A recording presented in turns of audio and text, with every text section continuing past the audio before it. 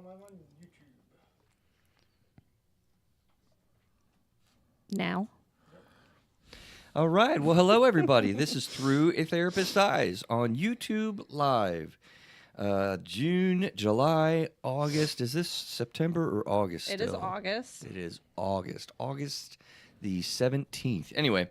Because if it's September, that means it's my birthday month. Ah, very cool. Happy pre-birthday. Happy pre-birthday, Try both of to y'all. remember the kind of September. He breaks out in song. That's Mr. John Pope. That's from the Fantastics. So this is the before we turn the mics on for the regular show, as you may know by now. The mics go on, and we get found on Spotify and Apple and all that. But this is before the mics go live. So we're talking about teenage crush. Is it true love?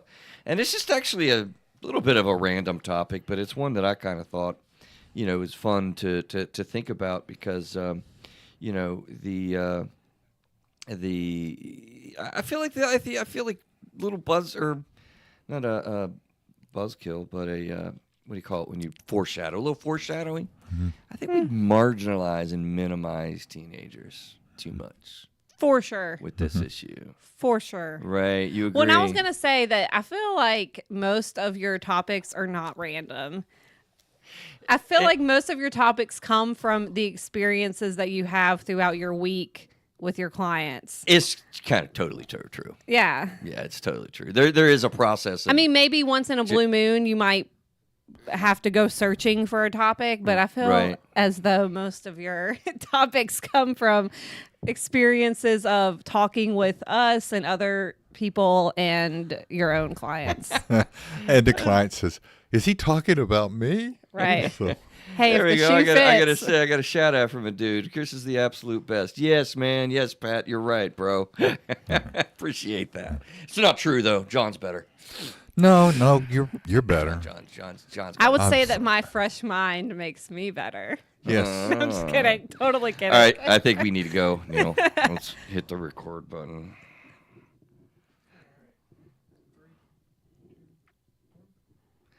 Hello, this is Through a Therapist's Eyes on August the 17th. Got it right. Got exactly. it right. We are hanging out here with Mr. John Pope. How are you this week? I am doing fine. Fine. You've had a good day? That didn't sound convincing. You know, You've been busy. I've been busy. You've been busy. I've been busy. Yeah. Ms. Victoria is back. How are you this week? I'm good. Could be better. You've been reading. Yeah, I looked today. I've read 14 books so far since It's ridiculous. Are you going to get a prize? Since the end of July. She, when I got Kindle Unlimited. You know, she's going for the what is it? The AR Guinness program, the Accelerated Reader Program in the North Carolina schools. So I can get my free pizza at the end of the school year. Your free pizza on Fridays. All right, this is Through a Therapist's Eyes. Today we are talking about the teenage crush. Listen, I think that this is an important thing to look at. Interestingly enough, you know, we talked about menopause recently, and boy, we've had great response from those shows, and I'm looking back on it, glad and happy that we did it. And I thought it would be kind of interesting to turn the other page on that and look at the teenage years and have a conversation about that. You know, sort of menopause has been referred to the post, or you know, like the reverse teenage experience, and so. So we want to talk about teenage crush and the love and affection feelings that kids go through and how we work with that. So that's the topic today. This is where you get personal insights and thoughts from a panel of therapists. And knowing it's not delivery of therapy services in any way, please help us out with 5 stars. John gets mad if we get a 4-star review on iTunes. Right? I do. You gotta throws things. I throw things. He doesn't throw things. We can't lie. He's too calm for that. It's got to be believable. Wouldn't it just be crazy though if John had like this alter ego side of him where he just let loose and threw things? Well, you hear that. You only see and hear the Dr. Jekyll side of me. Yes, there's no hide here. Not the hide. Not the hide. No hide. That's formaldehyde. To you. Contact at throughatherapistseyes.com is a good way to interact with us. Listen, this is the human emotional experience, and we do endeavor to figure this out together with you. We also have no more as of next week. Games to poke and prod to let you know we have an announcement that we're kind of excited about on sponsorship front. So that's kind of cool. More on that, I believe, next week, right? This Wednesday. Yeah, Neil shakes his head. So here's some questions for you. What is a teenage crush really even referred to? What is true love that you ask and we talk about? And then did you, and how do you handle all these intense emotions that emerge in these close attachments? I mean, what a question that is, right? Did you manage all of these, and how do you manage these intense emotions? It's a lot there to think about. So we're going to start out with a mentor moment, though, with Miss Victoria. Go. Okay, so as per usual, this is something that came up in conversation with us earlier today.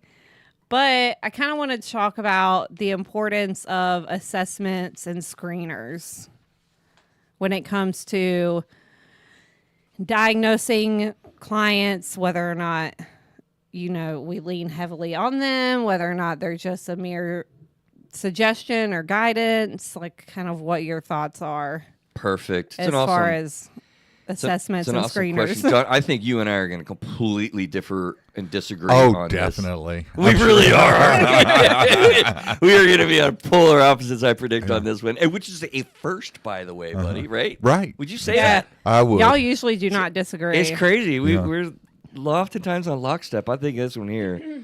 Go ahead. You take it. What do you say? Well, I take it that you're not enamored with assessments necessarily, but right. I like them. I use for the most part, I use the Beck anxiety inventory and the Beck depression inventory. I use some for PTSD, the PCL. So I mean, it's the thing is you have to make sure that they are valid and reliable. That's a big and factor. There's and there has to be a correlation. In other words, the further away from 0.5, either negative or positive, the more the stronger they are, and the effective that they are. And for example, with Beck or the anxiety, and also for depression. Just so you know, you listening out there, these are all different types of screening tools for specific diagnostic sets that are. And BAI is for anxiety, and the BDI is for depression. Right. And it's named after Aaron Beck, who developed them. He was a medical doctor that just recently passed. He was. Oh, really? Yeah, he was nearly 100 years old. Yeah. Oh, wow. Dr. Beck died? Dr. Beck died. Holy cow. And he was 100? He was about 100, yeah. Oh it's like 99 or something of that sort. I did not know this. But the idea, and I taught assessments. Okay. So so no wonder. That might be why. That might be why. Yeah. But but there's weaknesses, because with those assessments is that they're also how would you say if the person no yeah, if the kidding. person you say, well, you mean all the time, or is that how I'm feeling right now? And then usually I'll say, well, over the past 2 weeks. But you have to be honest, right? And if the client is not honest, then it skews the results, the data. And so I use that as a thing, because then through interviewing, right, and doing a verbal assessment with the person, then I could say, okay, this person has a set point. So he's going or she's going to minimize how deeply their anxiety is, or how deep. You can't do it without depression. an interview. Yeah, you got to do it with an interview. It's a tool to use as a part of the assessment for diagnostics. I think my take on it is, honestly, that I was kind of spoiled insofar as, years ago, I got exposed to what I think is really top of the line psych testing by a partner of mine, and I'll give him props for that. Brian did awesome psych testing, And that's what we were talking about, Victoria, where psychological testing has way more rigorous and I think internal and external validity and reliability factors that go into it. The quick and dirty screening tools are so just that, quick and dirty, I feel like, John, where you don't get a lot of information, and I fear that people lean on them way too much beyond what I think is more valuable in your clinical assessment through a diagnostic interview. Yeah, the one we were talking about today was, or the one that I had brought up with The you. Connors. Was the Vanderbilt. Oh, Vanderbilt for ADHD, yeah. Yeah, which it screens for ADHD, ODD, conduct disorder, and anxiety and depression. Okay. And what is the correlation on that? Do you know? And now, I mean, it uses a number scale to rate, and then they ask you for the sum of those, and then if you the scoring on it is that if you meet 6 or more of each section plus a 4 or 5 from this other section, then you meet the certain qualifications for either ADHD combined, predominantly inattentive, predominantly hyperactivity, ODD, conduct. And did you use the Vanderbilt? Yes, I use it because the way it's set up is I'm proud of you. the way it's set up is you give a copy to the parents and you give a copy to a teacher, or They observe. yeah, and then you do a 6-month I follow-up. want to cut in a little bit because I don't think people We're getting care in the about. weeds, yeah. Yeah, we're getting in the weeds a little bit with this. What I'm kind of just trying to maintain, and we can certainly agree that you need the diagnostic interview to really go at getting a good impression of this. And you have to be very, very cautious about being over-reliant on a single sheet tool. It's really unfortunate to me, in my mind, when you have doctors, particularly, that are spending 5 minutes with a client, popping out of Connors for something, and then shooting Ritalin at somebody or Focalin. Because that's what we talked about earlier. That's where it's like, come on, man, we got to do better. You need, yeah. That's. Well, and I think that was what we brought up, John, earlier in our conversation, Chris's and our conversation, is that he mentioned that a lot of times these assessments / screeners are more used with medical doctors who are looking at prescribing medication. Or even PAs or NPs. Yeah. Right, And so, but as what I hear y'all saying is that as a therapist, you can use an assessment as a guideline a data point. Yeah, to provide data for but that on top of your, observations of your client and on top of your verbal interviews and all that stuff. And I'm going to say, combined. John, they only slightly add to the data points that you get from a diagnostic interview. Do I make you angry? Do I look angry? You could get We just talked about Hyde. Come on, Okay, where's do Hyde we just at? disagree? Where's Dr. Hyde? No, I think they're a little more accurate than that. I think that I a little think more to it. A little more to it, and I think that's part of the negotiate. I'm going to use the term negotiation. In other words, you may actually go into a conversation and you say, okay, this person is that they may be a little not fully forthcoming in their in the interview. Then you have some sort of a data point that's hard data that you could say, all right, this person really is seeming to be mildly depressed or moderately depressed. I feel it's important to be able to have something that can that you can rely on and say, okay, I put down at the bottom of my assessments the assessments, which is not included in your original. There I go. All right. Not included in your original assessment Okay. or the verbal assessments. Right. Yeah. So the diagnostic interview interviews, is separate. Yeah. I actually include assessments, and I have that as one of the lines for that. I think it's just interesting the way clinicians use the different tools in different ways to either rely too little on them. I probably do, or rely too heavily. Well, on them. the way I actually do something is I basically use every week how measuring rating their scales. rating scales. I have Likert scales that I developed, and I include that in there because I want to see where a person is. Usually they're very consistent, and then over a period of time, I've noticed that their depression decreases or their anxiety decreases, or something. There may be an external force. Yeah, John uses these a lot. I probably don't use them enough. And I think also maybe it might depend on where you work and who you work for. Because I'm thinking back when I did my internship in clinical mental health, they had me built into the assessment, into the CCA, was the cow locus and the locus. I don't even remember what those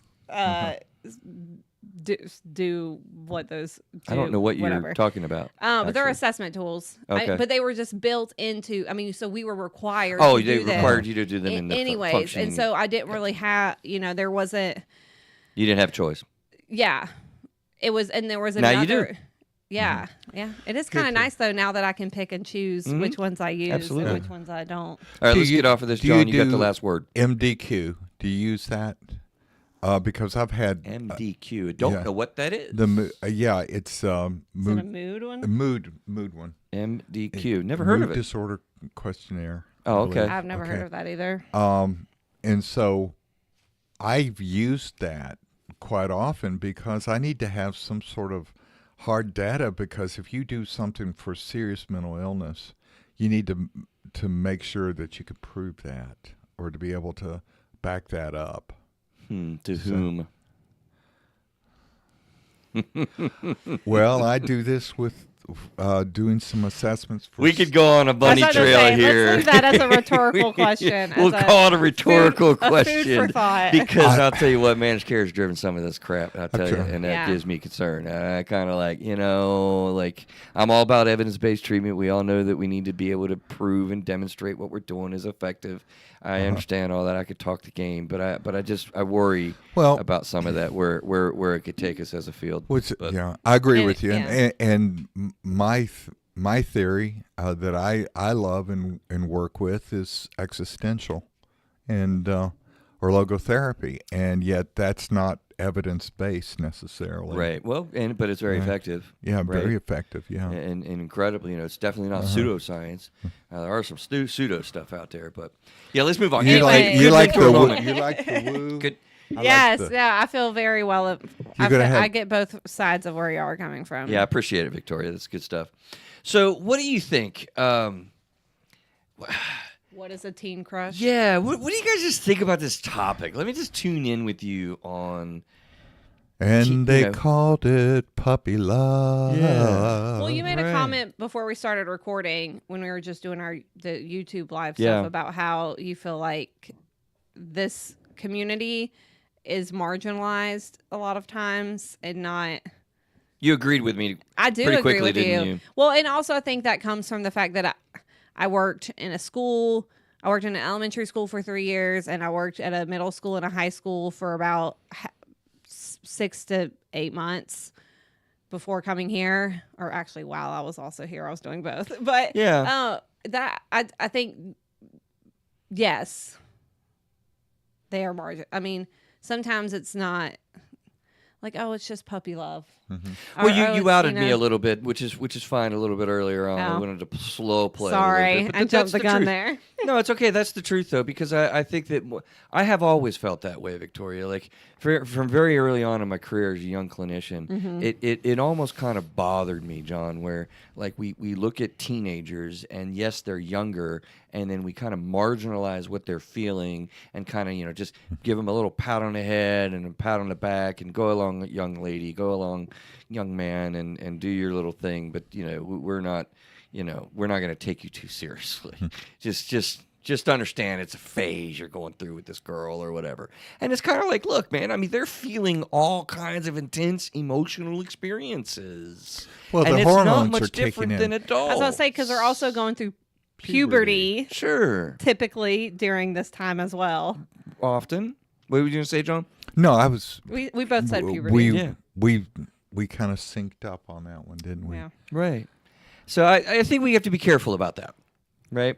Let's look at some of these things when we use these words just to kind of get an understanding of what we're talking about. Teenage crush refers to a strong, often transient infatuation or attraction that a teenager develops towards another person. It involves intense emotions, butterflies in the stomach, and a heightened focus of individual of interest. Teenagers experience a crush, might find themselves daydreaming about the person, feeling excited or nervous in their presence, and seeking opportunities to interact with or get noticed by them.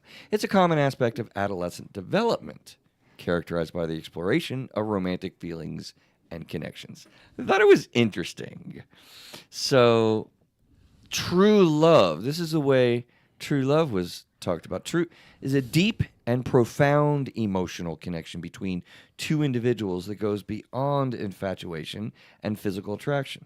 It's characterized by mutual respect, care, understanding, and a strong sense of emotional intimacy.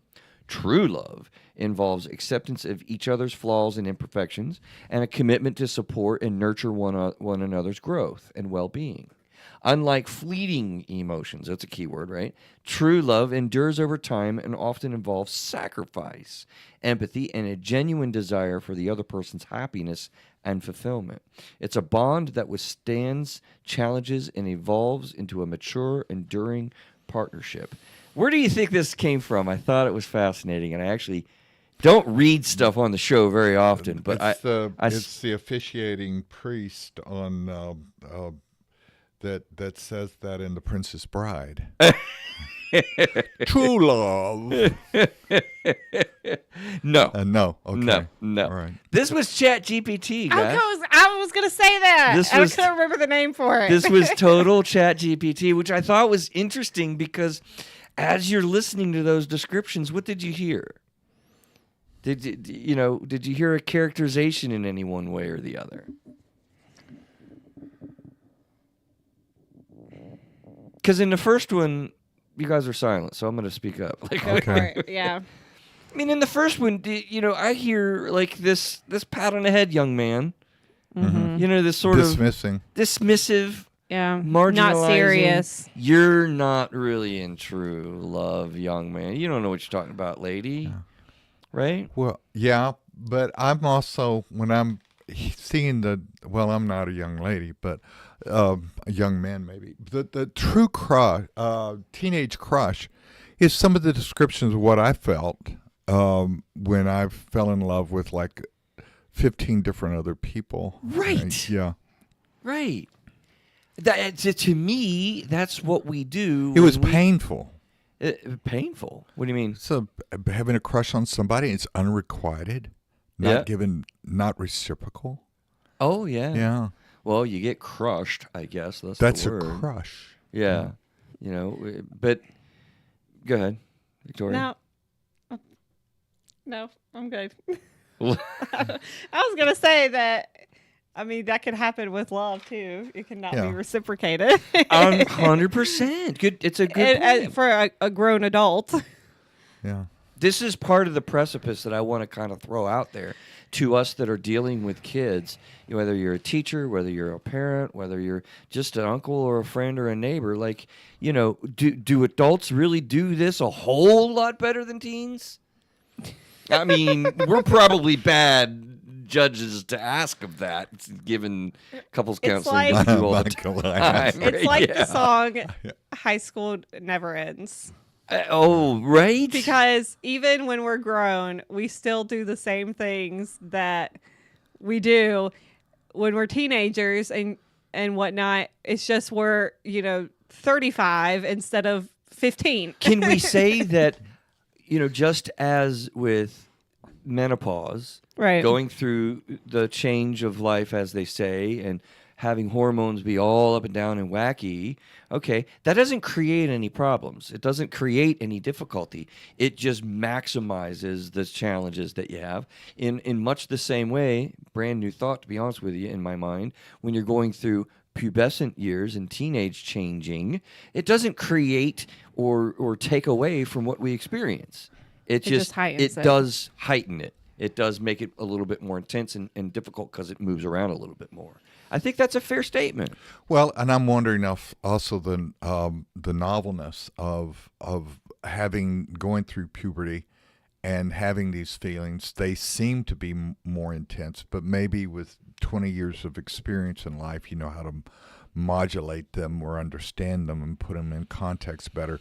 But you still do crazy things. Well, don't we do that when we're in midlife, when we're 40 years old and dating our second boyfriend and getting married for the second time? I mean, you get in the infatuation stage, and it's like, dude, listen, an affair is intoxicating. I mean, we do. Don't disagree. I wouldn't know. I mean, I don't have any experience, but it's intoxicating. This is what we see with the people that we work with. And you're willing to take more risks. Right. You're willing to lose it all. You have a strong, often transient infatuation or attraction to that teenager develops towards another person. It's the crush. Well, These are emotions that we deal with in adulthood just the same, arguably not much better. you talk about me reading all the time. A lot of the books that I read have the same theme incorporated with adults. They they meet someone, they become infatuated with them, they become almost possessive over them, and it's all they can think about. It's all they can breathe. Obsessed. Well, we just had a craze develop over, what was the name of that thing? I just got caught. Gray. 50 Shades of Grey. Right. This went through at least our American culture like wildfire, man. Yeah. That was a best-selling book for quite a while, And it's all this stuff. Drek. What's his name? It's Drek. It's Drek. It's the pits. Oh. You're not impressed with I'm not impressed with the 50 authorship, Shades John. Tell us how you really feel. Yeah. So I think those are all types of the things that we're looking at to try to figure out. And really want to get to some of the questions, what is true love then, and how do we handle all these intense emotions and all? So let's have a conversation about the the topic soulmates. This is my soulmate. You should see Victoria on YouTube. What just happened there, Victoria? I gotta know. Dang it. Sorry. I said it. Oh, she said, we're working on We're working on less ums. I believe that soulmates are not just romantical. What's the word I'm looking for?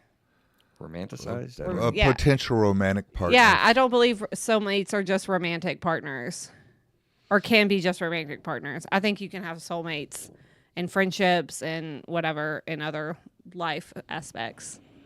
Okay. What say you, John? Well, I'm thinking that it's okay. Soulmates, you can have deep and abiding friendships that aren't necessarily sexual. Sure. I think the other is that it's more. I think it's okay to have soulmates resonate. I think that's fine. My God, we're gonna disagree twice in one show. But I also don't know. I also don't know romantically. That's the word I was looking for. Romantically, if there is such a thing as a soulmate. But see, that's my thing. I think it's a crazy concept. I mean, yeah, John. People can have soulmates. There's nothing wrong with it. There's nothing like weird, creepy, or anything like that.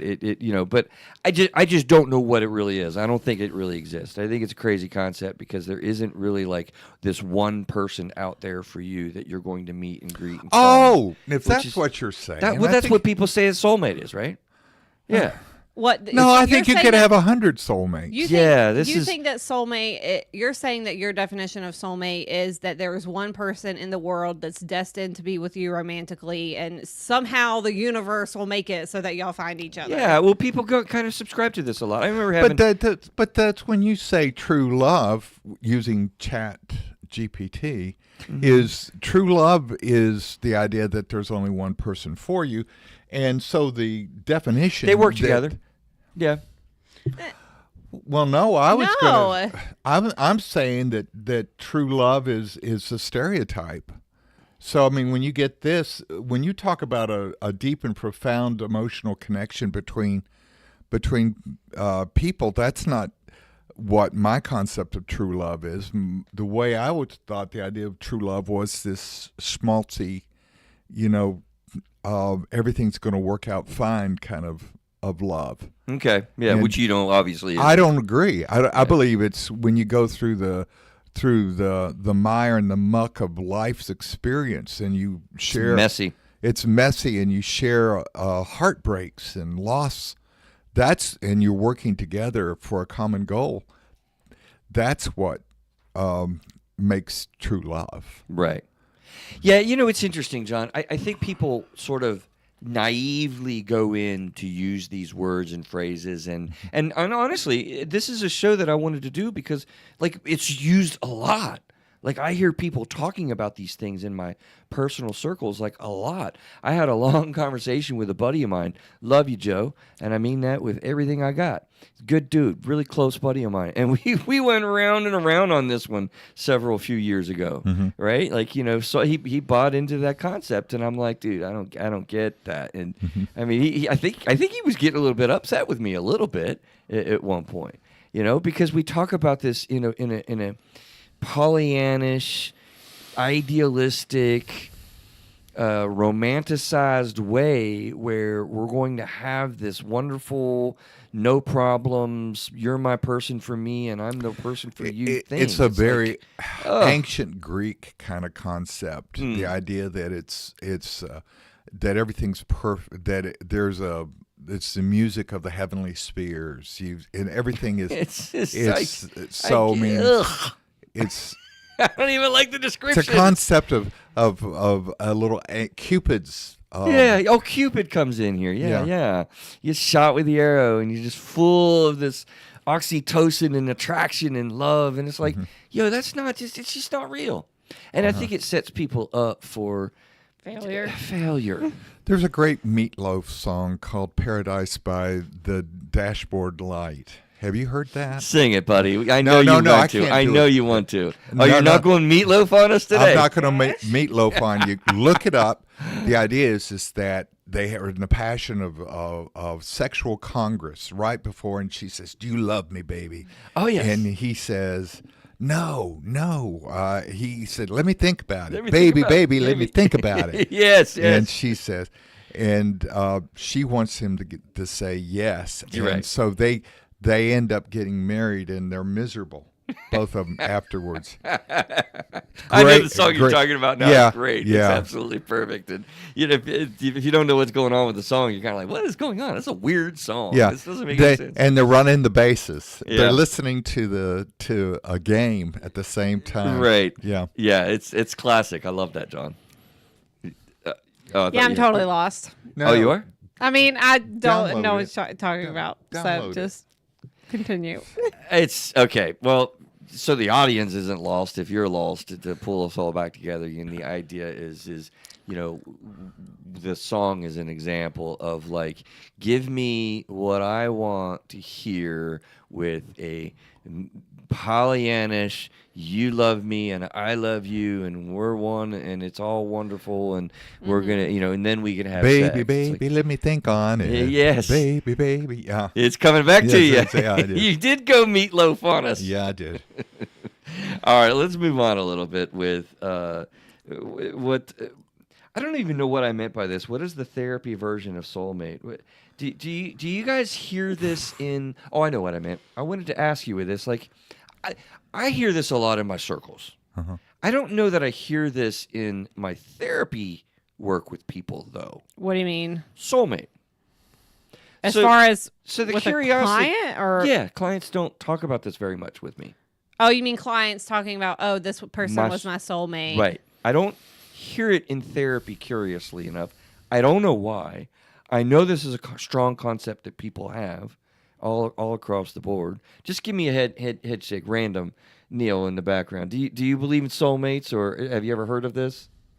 Is this a? I'm sure he's heard of a soulmate. Well, obviously you've heard of it. Yes, all right. But is it farce or folly or strength? Okay, so he goes with strength, so you buy into it a little bit. All right, well, month in review. We'll talk about this for sure. I think I agree. I don't know about John. No one ever really. Yeah. I think the one thing that maybe gets mentioned in place of that is, so that's my quote question. unquote, the one that got away. I've heard people talk about that. Yeah. The one that got away, the one that slipped through my true. fingers, that slipped through the cracks, that So a little bit of regret. Yeah, and so Right. maybe that could be like an alternative. That could have been my soulmate, but I don't know because they slipped through and they got away. Yeah, you're right. I hear that. But I think a lot of people don't come to therapy to talk about a very positive thing in terms of like, this is my soulmate. Because they're that's not true. Yeah. So in other words, if it's not a problem, they're not going to talk to you about it. Correct. So Correct. This is very true. Yeah, and this is thought of as a delight when we find it. And you're right, John. But people don't really talk about, hey, I thought this was my soulmate and I was wrong. I mean, I've only been doing private practice here for a year, but so, yeah. And you've done a good job. Oh, thank you, John. But I don't think that it comes up that often. Yeah. No, I think not as much as you would maybe assume that it would come that it up. could, because in my private life, I find people do definitely talk about this more. So the therapy version you come up with, Victoria, as maybe the one that got away. John, is there anything that you can put your finger on talking about this that we do deal with in therapy that is of the soulmate variety? Because I don't know what the therapy version of it is. I'm not sure either. The recalculation that they do, or people that are lamenting about separation or divorce, or I don't, I've had people that have had multiple relationships, multiple marriages, and they'll say, "Well, I should have gone back to number 1 or number 2 of my spouses, and that was my person that I resonated with." They'd use a different word than resonate. kind of goes with what Victoria's saying. So I do have a lot of people say that's my person. Okay, do you? Instead of... That's a different way of saying the same and that's thing. what I say in session. When I talk about couples, I say, that's your person. So that's the verbiage I use, I guess, and maybe that's in place of soulmate. I don't know. It's a new term. It's a new. Yeah, I'm not familiar. But I also wonder if there's a generational correlation between, because I do feel like more millennials and younger are slowly going towards the non-belief in soulmate. Whereas see that. Go a little further with that. Maybe the older, and this is just based off what I hear and what little knowledge I have, but that the older generations lock on to this more. You get people married a lot longer. They've been together 60 plus years. That's they use the word soulmate. I don't know. I'm just throwing it out there. I think you're onto something, missing it a little bit, but onto something. And by the missing a little bit, I mean, I think older folks use that thinking, John, more in their dating time, not in looking back on their life with a committed relationship, because they see the turmoil and the difficulty and the ups and downs and the mucky, messy reality of all these emotions and living life together, right? It's super difficult. It's not full of roses. But they started out. Young people don't start out with that now. I think you're right, Victoria. It's destroyed. What do you think, John? Well, no, I was thinking in terms of a historical context, and that is that it's a Western concept. Oh, for sure. Yeah, very definitely Western concept and romantic love, and that started back during the times of chivalry, which was around the 11th, 12th, and 13th centuries, 14th centuries. And the idea was you could actually be married to somebody, but have actually a soulmate like King Arthur and Lancelot, right? And Guinevere, because that was King Arthur's wife, Guinevere, but they had this illicit love. The idea, but behind chivalry was that it's unrequited love, and somehow that was a higher love. And young folks have no idea what any of this is. Yeah. It's like lost, yeah. Yeah. Like half of our audience Read right a now book.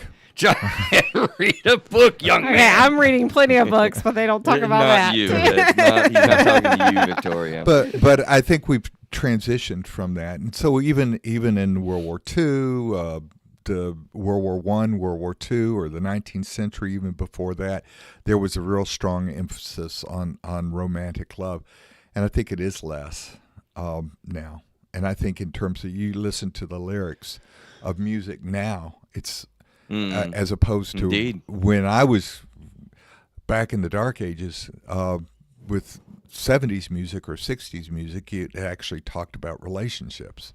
Right. Or even actually talked about relationships, and illicit real things. instead of hooking up or just one night stands, that sort of thing. Two imperfect humans recognize each other. We got on Facebook Live. Soulmates. Well, that's interesting, but I think that takes away from the idea that people usually think about soulmates. But let's move on nevertheless. There is, we got a couple of big segments that I want to spend some time on. EFT patterns in dating, and then social media influences in the reality for teens nowadays particularly, and then how do we manage these whole feelings? That's where we're heading. I have recently been fascinated with the idea of dating factors in the emotion-focused therapy model. Do you know what I mean by that? Does that make any sense? You know, of course, the emotion-focused therapy models, the abandonment and the engulfment, and we've talked on the show several times. The 4 horsemen, all that stuff. Right. 4 horsemen is a piece of that. I Gottman it, Gottman's material. Yeah. but I Gottmaned it. You Gottmaned it. I got it. That is a dad joke, John. Yeah, dad joke. So bad. That was bad. That was not. That was Victoria's far. not Did impressed not with land. That was a groaner. That did not land. That was That's a a groaner. groaner. That was an ouch to the soulplex. See the soulplex? Do you see how I did that? Soulplex, Come yeah. on. Yeah. All right. Solar, Okay. Just trying to play along, John. Cut it out. solar plexus. Yeah. Where did we just go? Emotion-focused therapy in dating. Do you see it? Does it operate? How does it factor into how we're attaching? I've been thinking a lot about that the last few years. Well, unpack that. That's a good therapy term. Unpack that. That is a great therapy. I just got therapized.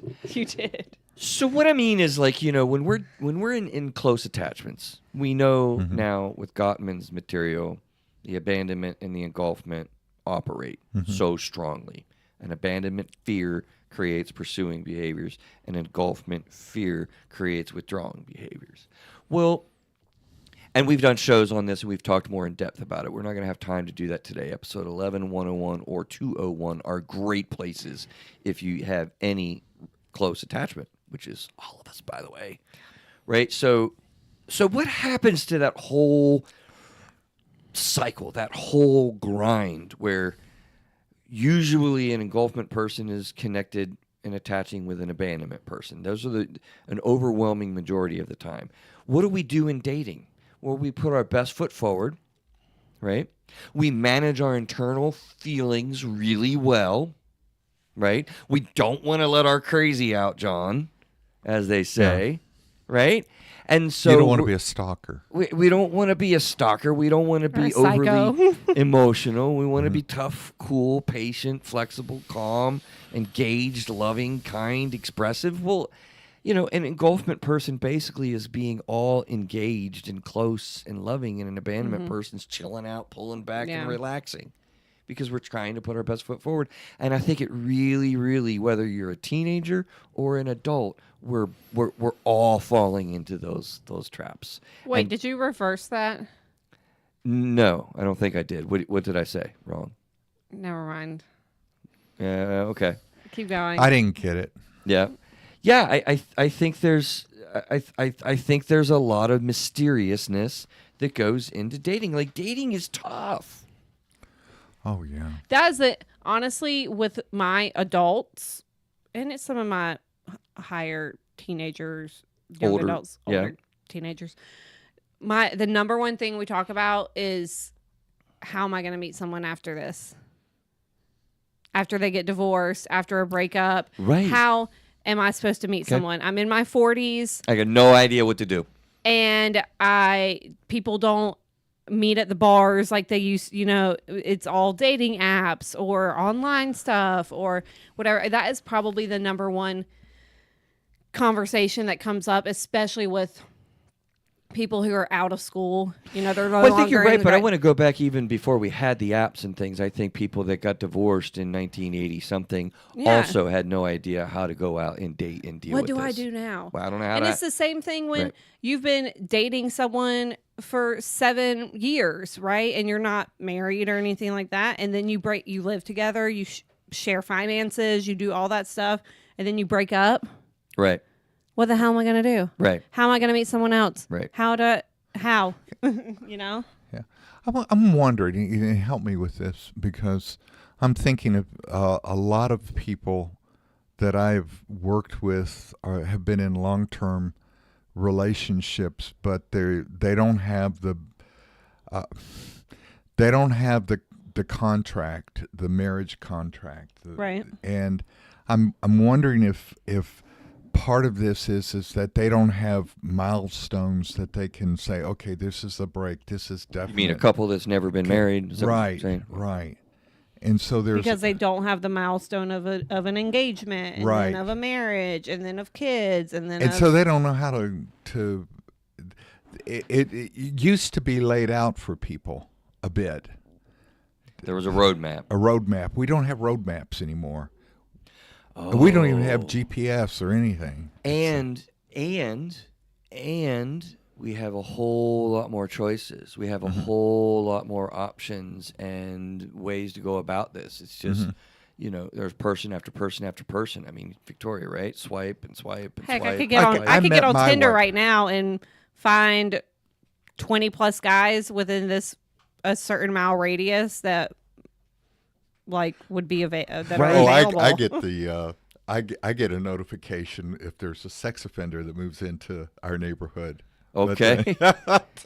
There's these different things out here. So, but no, let me say this. I met my wife underneath a banyan tree in Florida, South Florida, outside a church. I met her at church. Okay. We had a place. People used to, I can't meet anybody. I don't know where I hear people now, I don't know where to meet people. I don't know where to go. Mm-hmm. And I'm thinking we've done a disservice as our culture is concerned. We didn't do it intentionally, but we've not given people real opportunities. I mean, we've changed the game. If you get 50 matches, how can you make a choice? How can you even... It's anxiety producing. Yeah. And then it's a whole lot worse for females than it is for males. So we've definitely switched over into the next segment, which is good because we need to move along into social media. Yeah. How does this affect kids? When we're talking about teenage crushes and dating as a young adult, oh my gosh, how the ways, and you're starting to talk about that, John. Because, I work with a lot of kids, a lot of middle schoolers, a lot of high schoolers that have social media. And we don't talk a lot about Snapchat, and we talk a lot about Instagram. And they posted a snap of them with this other girl, and I don't know who the other girl is, and we just broke up last week, and he's already moving on, or she's already moving on, or they're already moving on, or da da da da da. Why is he hanging out with her? Why is she with him? Da-da. And now, I mean, even on Snapchat, there's a feature where, if you have it turned on, you can see the location, the exact location of other people, friends that you're with. We know if somebody's in a bathroom or something like that, you know that they're there. I had someone, I accidentally turned mine on one time when I was living in Hickory, and some of my coworkers drove to my house, and it was 2:00 in the morning, and I didn't wake up because I was asleep, but they called me 3 times and were like, come answer your door. We're at your door.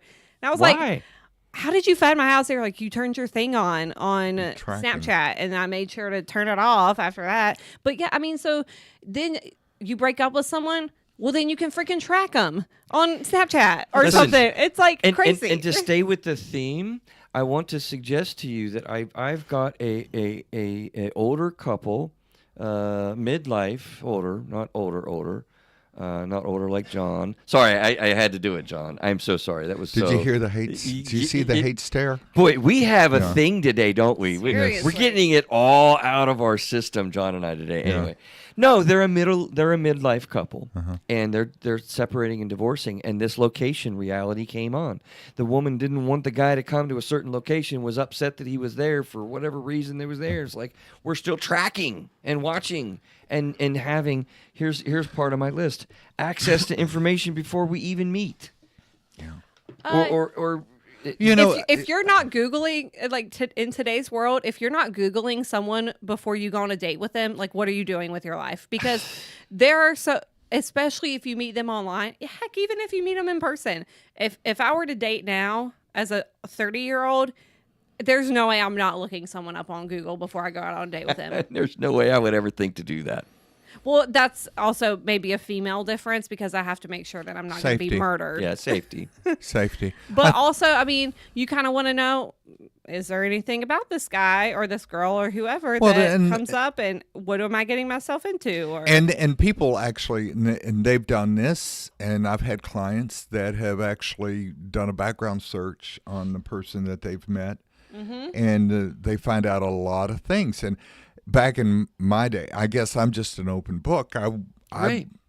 you would just tell them. I just tell them. They wouldn't even have to look it up. But don't you build trust that way? Don't you build intimacy? Don't you begin to build some of these milestones of relating, John? You know, you get into this process of meeting and greeting and courting and dating and finding out more and more about this person. I'm anxious about all your faults and failures when I've Googled you and know your whole life history before we even meet. Right. You just swipe away. Swiped. But and then it goes into the whole pressure of picking out what pictures you post on your profile and how you do filters that. on and yourself, do you do filters? and you make yourself give yourself a big butt, a bit of personal information, right, John? What are we doing? Like my husband and I, when we were dating, we broke up for about 3 months ish, like one summer before we got engaged, and we both created Tinder profiles during that time. And I remember just feeling like such stress and anxiety about picking out which pictures this to is post. way anxiety. Like Tinder, you didn't Photoshop. I didn't. I didn't use filters, but you get so stressed, and then like, well, what do I want? What will someone think if they see this picture of me? Or I'm trying to portray this image of myself, and you have to do that in 5 pictures. Or whatever. And so, but that goes to this access of, if someone finds me on Tinder, well, then they can see my name. Well, then they can go to Instagram. They can type in my name and try to find me. They can go to Facebook and try. So then they're looking at all this information, and they've never even met me. Or they've never talked to me except for they've through already chat. made opinions about you before that you've even met them face to face. And I present to you that I think that is pernicious for making a future relationship, and it's based and predicated on distrust. Right. Well, and then I think there you go, John. With the teenage crush, that's what I'm talking about. Like, these realities in dating is very, very different, and teenagers. I mean, at least older folks have had kind of, a little bit of another way to realize before all of this, as it dramatically impacted how we relate and mate. But that's the thing is with these teenagers, they have so much more access to all of this stuff. I mean, you meet... But my son is struggling with this right now, it occurs to me. And he's not a teenager anymore. He's 21. So he's a late adolescent, and his brain is still developing. 100%. And but he's like, he's not going on these. He was like, I'm not doing these apps. He's not going to do these apps things. But then, like, how do you meet people? Well, that's what he's struggling with, and he's engaging it. Go to the synagogue. I'm going to go walk around Target like a lost puppy and hope some girl asks me if I need help. Yes, you know what? do something. You flirt, Victoria. You have conversations, Victoria. You hit on a guy or a girl. I met one of my girlfriends in college going through a drive-thru as I was on the midnight shift for the crisis hotline. That's where I met one of my girlfriends. Selling me a hamburger. Yeah. Right? I went to Steak and Shake and met somebody. The Steak and Shake, yes. Right? Yeah. I mean, we've got to be careful. She served good fries. We've got to be careful. Good. I'm glad to know that, John. How much we Double get away entendre. from the meeting and greeting and relating that we are beginning to miss out. So let's go a little bit further in this, and then I want to get to like how do we manage these feelings and whatnot, right? Like when I was brainstorming, there is way more distance dating than used to be. I have kids all the time now, particularly kids. They're literally dating people, John, in another state. In another country. People that they Canada. have never And other met. countries. Yeah. Like, yes, teenagers are dating teens in Japan. It's crazy. Do you know how many conversations I've had about safety? Right. Catfishing. And the fact that they're messaging and they're sharing private information nervous about as all get themselves out. to some person that they haven't met on the internet who is supposedly a fellow 14-year-old person. Here's a tip. They're not. And they're not really 14.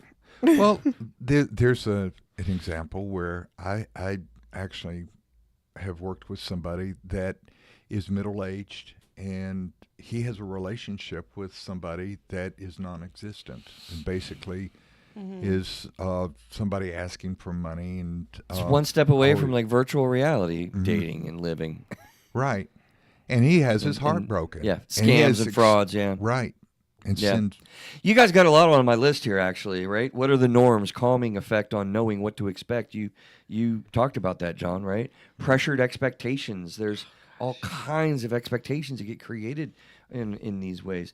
A big one, miscommunication, texting and posting and, doing these apps and locators and stuff. Like you miss so much from getting away from face-to-face contact, privacy versus safety issues. Yep. And then there is cyber violence, what you're talking about with fraud, John. Breakups can be done without even meeting. How do we break up? Right? Like we need to help young people with this stuff, especially. people text and they'll send off hot messages. We used to say that about emails, but if one is doing writing a letter and you're breaking up or you're reconsidering or something like that, you have time before you put it in a post. Here's a thought. Is this why millennials are not getting married, y'all? Because of what exactly? The conversation that we're having right now.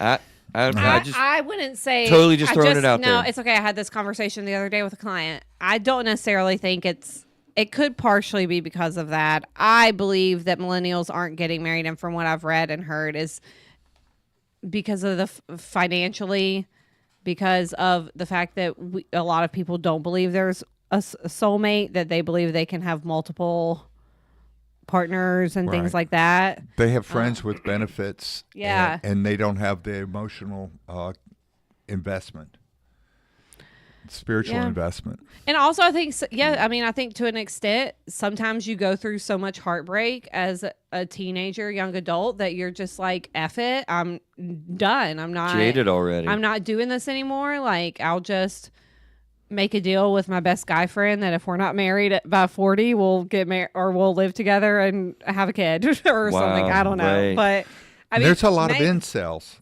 people that are involuntarily celibate.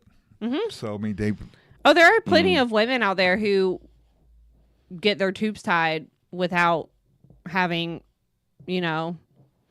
having a partner or anything because they know, like, they don't want to even have a family. Well, there's something even deeper. I think perhaps it's a sense that they have no meaning. There's purpose-driven life. Yeah. There's no purpose. It's basically you live, you breathe, you eat, you have sex, you die. But you don't necessarily procreate. You don't go through the agony of raising kids. Agony. Agony. Yeah, I did that. Oh, it's a word. We can do that. There's a term now that goes around for millennials. It's called DINKs or dinkwads, and it stands for double income, no kids. Oh, wow. And then it stands for double income, no kids with dogs. dinkwads Really? with a dog. Yeah. And so I think a lot of times that's this, Jeez. the whole, that Dink wax. dinkwads. But and wax with cats. Yeah. Yeah. You know what's funny? I don't even know if y'all are cursing or not right now. It stands for double income, no kids, I can with get a the dog. explanation, Victoria. Yeah, let's help some people, right? What do we Yeah, do let's with do all that. these feelings? Teenagers and adults, I think that we have identified, are in a lot of the same boat. So how do we deal with, this, even in the older version of ourselves versus the younger version of ourselves? I mean, do we know how to handle the intense up and down of dating and partnering and coupling together in marriage, especially? And I think people really struggle. I'm going to put a book plug. Unfair, but I could do it because it's a show, right? It's your book. Yeah. I just have the book for marriage out to the editor, and I'm going to get it back, and she's going to make me rewrite the whole thing. That's fine. Courtney, I'll do my best. She's going to make it sound so much better than it is in its current form. And it's coming out soon, several months from now.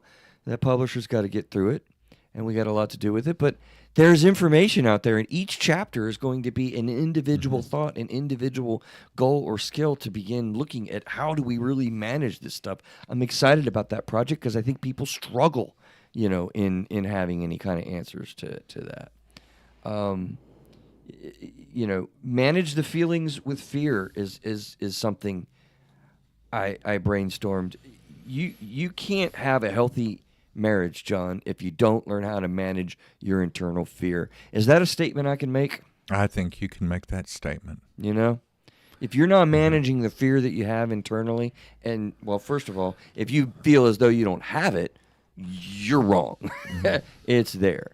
And if you don't manage it well, you're going to struggle in that relationship. See, you're capable. There's a potential of being capable. Good point. Thank you. And exactly. And I think there's also the aspect of self-discipline. One can be self-disciplined, and you may not think you're capable of it, but you can do it. There's a lot of hope. Maybe we need to help folks with, particularly, as you say, Victoria, that they're so anxious driven with all of this stuff and all of this challenge that is out there. There's a lot of hope in it. Temper down expectations. I want to circle back to that. Be careful about what you are expecting, and how do we develop expectations is important. Realize a lot more goes into decisions of coupling than just the way that we feel was another thing on my brainstorm. This isn't about feelings exclusively. That's such a small part. It's about the realities of life that we're engaging together. What's that, Victoria? I was going to say something just about the expectations. How we were talking about earlier, when you're with this online stuff, you build expectations. Right. I think then when you meet this person for whenever they end up not meeting those expectations, it's such a hard downfall, which I think can make a breakup or a crush that much more devastating if you have this whole expectation. And we circle back to that. up. That's cool. Here's a real quick and dirty way I've grown to think about this. Expectations are only safely developed or had when you have agreements between two people. That's when you get an expectation, or long-term norms. That's the second way. And those are the only two that I've really come up with that are safe ways to have expectations. All the other expectations that you've developed on your own without your partner and through an agreement or a long-term norm are probably going to lead to, Victoria, what you submit there. And by a long-term norm, I just mean if we've had brunch together on Sundays for 72 weeks in a row, here in 4 days, this is Thursday, right? I can reasonably expect that we're going to have, brunch for the 74th week in a row. That's all. Right? And that Right. consistency, I think, builds relationships. Long-term norms and agreements. Other than that, you're in trouble. Well, long-term institutional norms too, in terms of, I think that's the structure.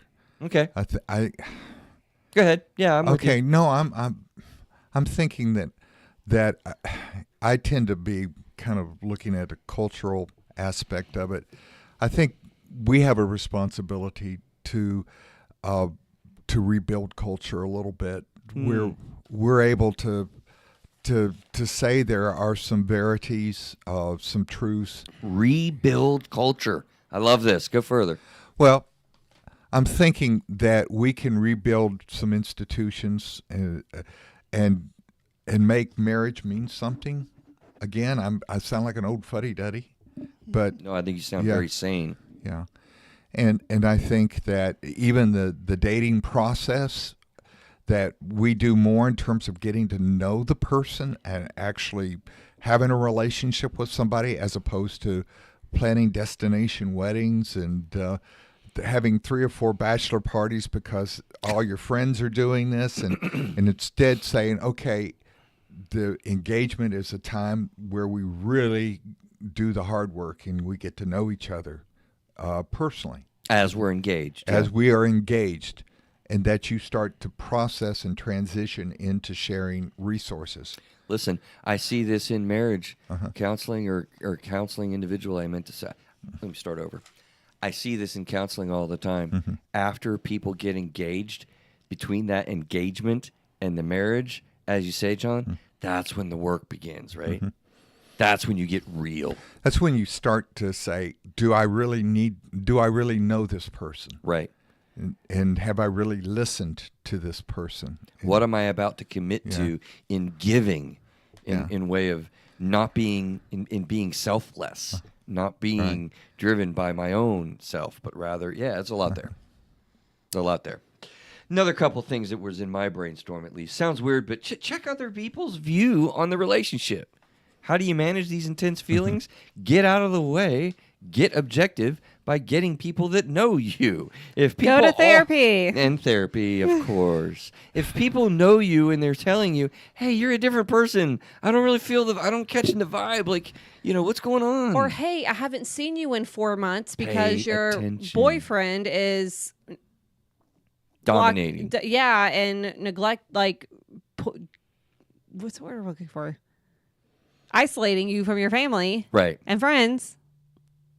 It's an issue. It's an issue. So get feedback. Be objective with people. No, I was thinking one of the first marriage textbooks. It was called the Mirages of Marriage, and by Jackson. I don't know. He was started the MRI Institute out of Palo Alto, California, but he did. So he was one of those people that did the cybernetics for marriage and family and marriage counseling. That's just a little history. But I got that book, and I swear I carried it around, and I read it for about a month, and I'm thinking, and it's how to do premarital counseling and relationship counseling and all of that. And it occurred to me, I read it as the miracles of marriage. It was the mirages of marriage. The mirage, yes. The mirage of marriage. It isn't. And that was, but it was a good textbook because it gave a lot of... Made you think a lot, it sounds like. Yeah, and it made you think about finances and sharing assets and things like that. And we don't do that anymore. We have people that just move in together and they know each other for a week or 2 weeks, and they don't ever mix their finances or anything of this sort. Yeah. Okay, I'm looking at you're laughing. Victoria went I'm somewhere so in her naive. head. I'm so naive. No, you're fine. I don't want to talk about it. I don't think it's appropriate for this. Okay. So I'm not going to talk about it. We're going to leave Victoria in her head. And I'm going to say there are a couple of rules I want to throw out there to wrap up my brainstorm is, creating for kids in this new environment for sure, right? Like never post anything that you wouldn't say in person. I think that's a really solid rule that you need to follow.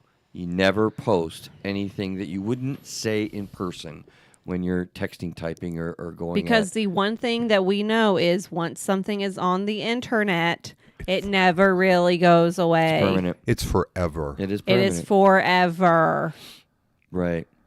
Kids really do not realize this. Once something is on the internet, it never goes away. And if you think a website is dead or broken, there are tools like the Wayback Machine. You can go back and find anything. And not just that. In today's world, people take screenshots, People do all sorts of stuff. So you may have deleted it as soon as you posted it because you're like, oh crap, I shouldn't have posted that.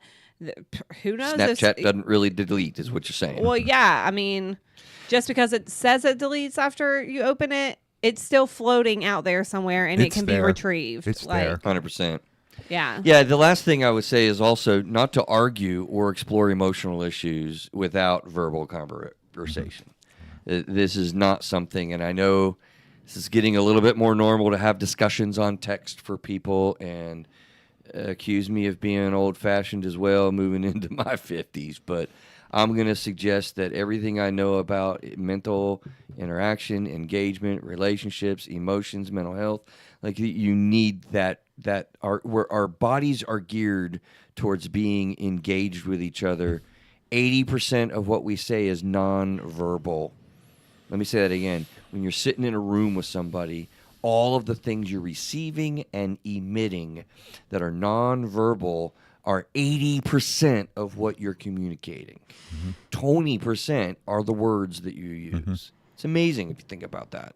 So how effective can we do having an emotional exploration together when 80% of what we typically say is gone? What I'm hearing from you say is that so people that are having long-term relationships overseas and and all that, it's basically a form of autistic behavior. You're basically projecting that stuff on the other person, and that's not you. Right. I mean, that's not them.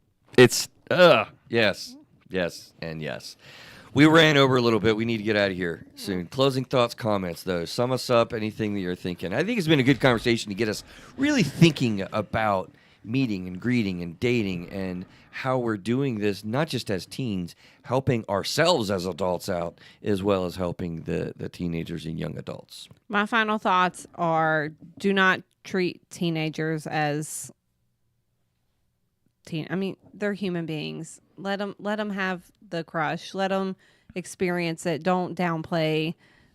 Be careful about minimizing. And I think it's better than an orange crush.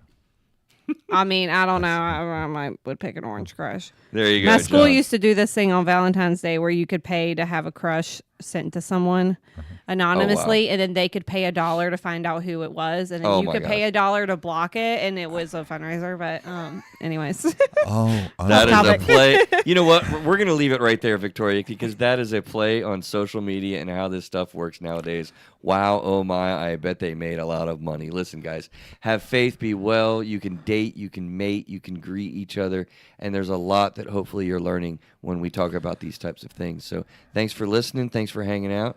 Be well. We'll see you next week. I fooled around and fell in love.